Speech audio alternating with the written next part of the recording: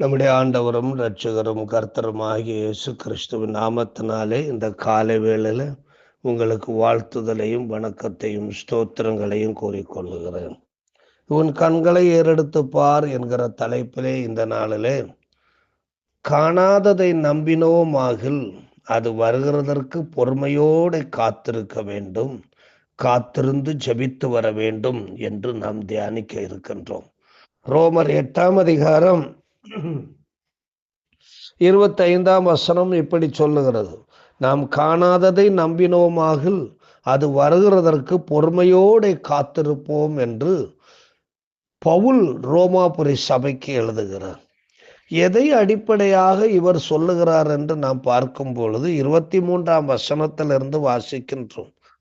ஆவியின் முதற் பலன்களை பெற்ற நாமும் கூட நம்முடைய சரீர மீட்பாகிய புத்திர சுவிகாரம் வருகிறதற்கு காத்திருந்து நமக்குள்ளே தவிக்கிறோம்.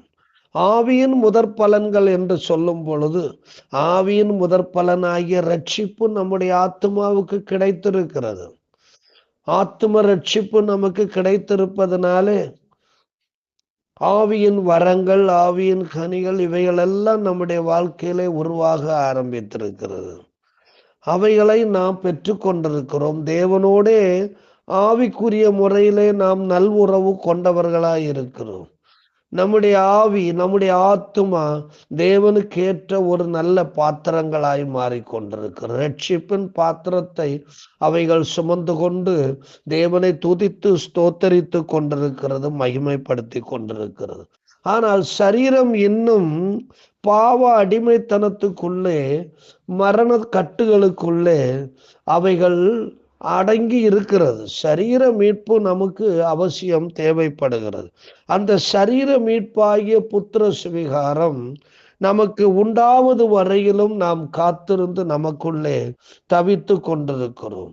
ஆத்ம தவிப்பு இல்லை, ஏனென்றால் ஆத்ம மீட்பு கிடைத்தது. ஆனால் சரீர மீட்பு கிடைக்காததுனாலே அந்த தவிப்பு இன்னும் இருக்கிறது. இவ்விதம் அந்த சரீர மீட்பு கிடைக்கும் என்று நம்பிக்கொண்டு இருப்பதனாலே, அந்த நம்பிக்கையினாலே நாம் ரட்சிக்கப்பட்டிருக்கிறோம். பின்னால வரப்போகிற அந்த சரீர மீட்பு நமக்கு கிடைக்கும் என்கிற ஒரு நம்பிக்கை நமக்குள்ள இருக்கிறதுனால நாம் மீட்கப்பட்ட மக்களாய் இருக்கிறோம். அந்த நாளுக்காக நாம் முன்னேறி கொண்டிருக்கிறோம். ஏனெனில் நம்முடைய ஆத்துமாவிலே நமக்கு ஆன்மீக மீட்பு, நமக்கு ஆத்தும மீட்பு கிடைத்ததுனாலே அந்த சரீர மீட்பை பெற்றுக்கொள்வதற்காக நாம் பயணித்து கொண்டே இருக்கிறோம். ஆகையினாலே இப்பொழுது விசுவாசத்திலே நாம் ரட்சிக்கப்பட்டிருக்கிறோம் என்று நாம் சொல்ல முடியும். காணப்படுகிறதை நம்புகிறது நம்பிக்கை அல்ல. ஒருவன் தான் காண்கிறதை நம்ப வேண்டுவதென்ன? தான் காணாததை நம்பினோமாகில் அது வருகிறதற்கு பொறுமையோடு காத்திருக்க வேண்டும். அந்த சரீர மீட்பு கிடைக்கிற நாள் வரையிலும் நாம் காத்திருக்க வேண்டியவர்களாய் இருக்கிறோம். நம்பிக்கையை விட்டுவிடாமல் இருக்க வேண்டியவர்களாய் இருக்கிறோம். இந்த சரீர மீட்பை குறித்து நாம் பார்க்கும் பொழுது இந்த சரீர மீட்பு 3 விதங்களிலே அது நமக்கு அறிவிக்கை செய்கிறது. முதலாவது, இது பாவத்திலிருந்து மீட்கப்படுகிறது. இந்த சரீரம் பாவத்திலே அடிமைப்பட்டு கிடக்கிறது. பாவங்களிலே, அக்கிரமங்களிலே அடிமைப்பட்டு கிடக்கிறதுனாலே இந்த சரீரம் பாவத்திலிருந்து மீட்கப்பட வேண்டியதா இருக்கிறது. இயேசு கிறிஸ்துவின் ரத்தம் நம்முடைய சரீரத்தில் இருந்த பாவங்கள் எல்லாவற்றையும் கழுவி அது சுத்தம் பண்ணினதுனாலே இந்த சரீரம் பாவத்திலிருந்து மீட்கப்பட்டிருக்கிறது. பாவத்திலிருந்து மீட்கப்பட்ட ஆகையினால் தான் சொல்லுகிறோம், நம் பாவத்துக்கு சொத்து, நாம் நீதிக்கு பிழைக்கிறோம். நம்முடைய ஆத்தும மீட்பு நமக்குள்ள இருக்கிறதுனாலே இந்த சரீரம் பாவத்திலே திரும்ப பாவத்துக்கு அடிமைப்பட்டு போகாதபடிக்கு அது அந்த பரிசுத்தமான வாழ்க்கையில வாழும்படியாக ஆத்மாவோடும் ஆவியோடும் இணைந்து பயணிக்கின்றது. அடுத்தபடியாக இந்த சரீர மீட்பு என்று சொல்லும் பொழுது, அப்ப இந்த பாவத்திலிருந்து மீட்கப்பட்ட உடனேயே சரீர மீட்பு நமக்கு உண்டாவதில்லை.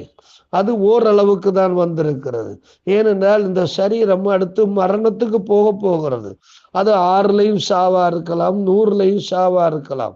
இந்த ரட்சிக்கப்பட்ட சரீரமானாலும் மீட்கப்பட்ட சரீரமானாலும் ரட்சிக்கப்பட்ட மனுஷனுடைய சரீரமாய் இருந்தாலும் அது மரணத்துக்கு போய் தான் ஆக வேண்டும். அது மரணத்துக்கு போகும். ஆக இந்த மரணத்திலிருந்து உயிர்ப்பிக்கப்படுதல் தான் இரண்டாவது வகையான இந்த சரீர மீட்பு என்று நாம் அறிகின்றோம்.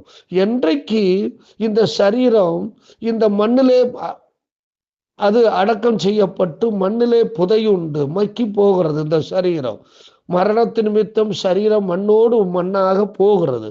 ஆனால் ஒரு எக்கால சத்தம் உண்டாகும். அப்பொழுது இந்த சரீரம் இந்த மரணத்திலிருந்து உயிர் பெற்று எழும்பும். இந்த ஆன்மா அந்த சரீரத்தோடு இணைந்து சரீரம் உயிர் பெற்று எழும்புகிறது. இதுதான் சரீர மீட்பாய் இருக்கிறது. அப்ப சரீரம் இந்த மரணத்திலிருந்து உயிர் பெற்று எழுதலை இரண்டாம் காரியமாக நாம் அறிகின்றோம். மூன்றாம் காரியம், இந்த சரீரம் மரணத்திலிருந்து உயிரோடு எழும்பி அது மறுரூபமாக்கப்பட்டு ஆத்மாவும் மீட்கப்பட்டு சரீரமும் மீட்கப்பட்டு ஆவிக்குரிய மனிதர்களாக ஆதி ஏதேனிலே ஆதாமும் ஏவாளும் பாவத்துக்கு முன்னாடி எப்படி வாழ்ந்தாங்களோ அப்படிப்பட்ட ஒரு வாழ்க்கை வாழும்படியாக புறப்பட்டு போகிறது. இந்த காலம் வருவதற்குத்தான் நாம் காத்து கொண்டே இருக்கிறோம். ஆக தேவனுடைய சத்தம் மற்றும் தரிசனம் இருளுக்குள் பிரகாசிக்கும் விளக்கை போன்றதாக இருக்கிறது. நமக்கு இந்த காணாததை நம்பிக்கொண்டு நாம் இருக்கிறோம் என்றால் அது வருவது வரையிலும் நாம் காத்திருக்க வேண்டும், நம்பிக்கையோடு காத்திருக்க வேண்டும். அதற்கு தேவன் நமக்கு தரிசனத்தை தந்திருக்கிறார், வார்த்தைகளை தேவன் நமக்கு தந்திருக்கின்றார். ஆகையினாலே அது நமக்கு இருள் நிறைந்து இந்த உலகம் காணப்பட்டாலும், எப்படிப்பட்ட பாவ இருளோ யுத்த மேகங்களோ எப்படிப்பட்ட அக்கிரமமான விஷயங்கள் இந்த உலகத்துல காணப்பட்டாலும், இந்த தரிசனம் அந்த சரீர மீட்பாகிய அந்த கடைசி நாள்ல நடக்க போகிற அந்த சரீர மீட்புக்கான அந்த காலங்களை நாம் நம்பிக்கொண்டு காத்து கொண்டே இருக்கிறோம் அல்லவா? இது இருளுக்குள்ளே பிரகாசிக்க ஒரு விளக்காய் இருக்கிறது. இந்த தேவ சத்தமானது, அதாவது தேவன் பேசுவதானது ஏதோ ஒன்றை நமக்கு காண்பிக்கின்றது. அது தரிசனமாக காண்பிக்கப்படுகிறது.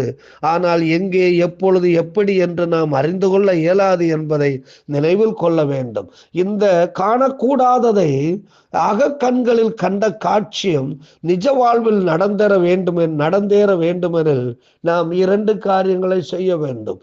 ஒன்று, நாம் ஜெபத்தை விடாதிருக்க வேண்டும். இரண்டாவது, நம்முடைய பைபிள் தியானத்தை அதிகப்படுத்தி கொள்ள வேண்டும். ஜெபம் என்பது இருளுக்குள் ஊடுருவி போவதற்கான உபகரணம். கண்களை மூடி, முடியுமானால் முழங்கால்களை மடக்கி முட்டி போட்டு இருதயத்தை திறந்து கைகளை கூப்பி ஜெபிப்பதனால் சத்தமும் தரிசனமும் நம் பாதையில் பயணிக்க துவங்கும். தேவ சத்தமும் தேவ தரிசனமும் நம்மோடு கூட இணைந்து பயணிக்க துவங்கும். ஜெபம் தொடருமானால் சத்தமும் தரிசனமும் நம் வாழ்வில் மங்கி போகாமல் லைவில் இருந்து கொண்டே இருக்கும். யோசேப்பு தனக்கு கிடைத்த தேவ சத்தம் தரிசனத்தை வைத்து ஜெபித்து கொண்டே இருந்தான் என்று நாம் பார்க்கின்றோம். ஆகவே ஜெபம் என்பது நமக்கு மிகவும் அவசியமாயிருக்கிறது. சங்கீதம் 88:1-2 தாவீது சொல்லுகிறார், என் ரட்சிப்பின் தேவனாகிய கர்த்தாவே, இரவும் பகலும் உம்மை நோக்கி கூப்பிடுகிறேன். என் விண்ணப்பம் உமது சமூகத்தில் வருவதாக. என் கூப்பிடுதலுக்கு உமது செவியை சாய்த்தருளும் என்று சொல்லுகிறார். 13ஆம் வசனத்துல, நானோ கர்த்தாவே உம்மை நோக்கி கூப்பிடுகிறேன், காலையிலே என் விண்ணப்பம் உமக்கு முன்பாக வரும் என்று சொல்லுகிறார். சங்கீதம் 141:2 தாவீது சொல்லுகிறார், என் விண்ணப்பம் உமக்கு முன்பாக தூபமாகவும் என் கையெடுப்பு அந்தி பலியாகவும் இருக்க கடவுது என்று சொல்லுகிறார். சங்கீதம் 32:6 தாவீது சொல்லும் பொழுது சொல்லுகிறார், பக்தியுள்ள இதற்காக சகாயம் கிடைக்கும் காலத்தில் பக்தியுள்ளவன் எவனும் உம்மை நோக்கி விண்ணப்பம் செய்வான், அப்பொழுது மிகுந்த ஜலப்பிரவாகம் வந்தாலும் அது அவனை அணுகாது என்று சொல்லுகிறார். சங்கீதம் 109:2-4 வரை வாசிக்கும் பொழுது, துன்மார்க்கனுடைய வாயும் கபட்டு வாயும் எனக்கு விரோதமாய் திறந்திருக்கிறது. கள்ளநாவினால் என்னோட பேசுகிறார்கள். பகையுண்டாக்கும் வார்த்தைகளால் என்னை சூழ்ந்து கொண்டு முகாந்தரம் இல்லாமல் என்னோட போர் செய்கிறார்கள். என் சிநேகத்துக்கு பதிலாக என்னை விரோதிக்கிறார்கள். நானோ ஜெபம் பண்ணி கொண்டிருக்கிறேன். கொலோசியர் 4:2 சொல்லுகிறது, இடைவிடாமல் ஜெபம் பண்ணுங்கள், ஸ்தோத்திரத்தோடு ஜெபத்தில் விழித்திருங்கள். இரண்டாவது, கர்த்தருடைய வார்த்தைகளை வாசித்து தியானித்து கடைபிடிக்க முயற்சிக்க வேண்டும். தேவ சத்தம் மற்றும் தேவ தரிசனம் சார்ந்த விவிலிய பகுதிகளை, கதாபாத்திரங்களை, நிகழ்வுகளை, சரித்திரங்களை குறித்து நாம் தியானித்து வர வேண்டும். அப்பொழுது கர்த்தருடைய வார்த்தை நம்மை புடமிட்டு உருக்கி நம்மில் உள்ள கசடுகள், அழுக்குகள், கசப்பான வேர்கள் யாவற்றையும் அப்புறப்படுத்தும். எப்படி எனில், தியானிக்கும் போது, வசனங்களை தியானிக்கும் போது அக்கினி எழும்பி நம்மை சுத்தம் பண்ண துவங்கும். அப்பொழுது தேவ சத்தம், தரிசனம் நிசவாழ்வில் நடந்தேற துவங்கும். சங்கீதம் 12:6 நாம் வாசிக்கும் பொழுது,